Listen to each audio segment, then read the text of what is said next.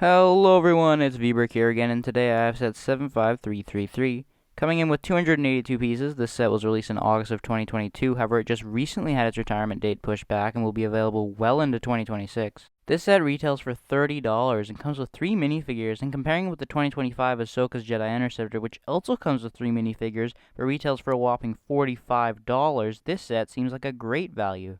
Taking a look at the back of the box here, we can see Taunwi meeting Obi-Wan, as well as some of the features being highlighted in the corner. I think the Camino box art is honestly some of the best out of 2022. The one complaint I guess I have is those thumb tabs, but the actual art is really quite nice.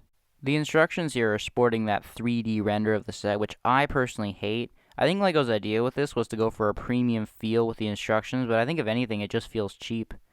At the back of the instructions here, we can see the 2022 August wave, which, looking back on it, was actually a really solid wave.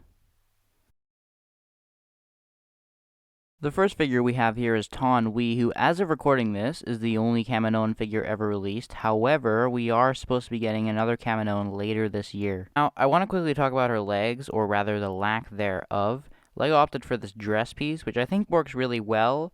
My one nitpick is just that it should have been one stud taller to more accurately represent her height in universe. She also has some really nice printing on the top of her head here. The back of the figure also has some really nice printing, especially with the kind of continued print from her torso down to her dress. Overall, this figure is really good, and I think it lives up to expectations, just maybe not in the way people thought it would. Moving on to our next figure here with Obi-Wan Kenobi, who is a rare case where his printed robes actually look really good, unlike how they do on Clone Troopers. Even in the back of the figure here, where you can see the robes kind of continue, you can see some of the folds in his back, and I think this just really helps the overall look of the figure. There's also a second face expression with a microphone for when he's piloting, as well as a hood accessory, which I think is a great inclusion, and I think adds some nice customizability. Definitely one of the best Obi-Wan figures they've ever made, and a good reminder that printed cloth can look good. Our final figure here is R4P17, and honestly, there isn't much to say about him. This is the third time LEGO's made this figure, and he is nice. Maybe the one complaint I have is the lack of back printing, but otherwise, he's just pretty much a standard astromech.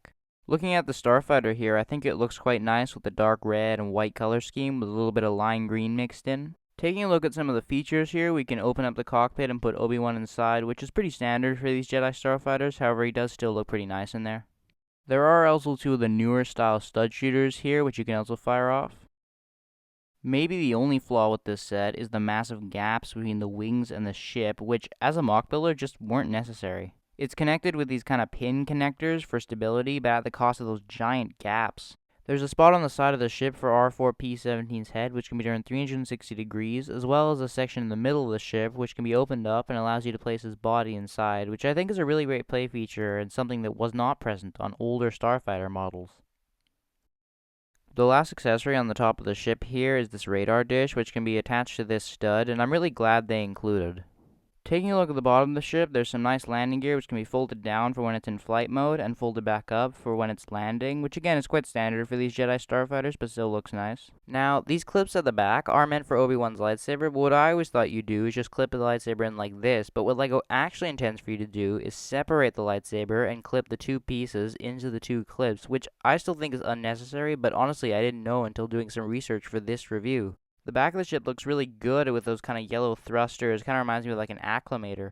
The final thing I want to add is that if you aren't a huge fan of those stud shooters, you can remove them very easily, and you'll get what I think is a much cleaner look for your Starfighter.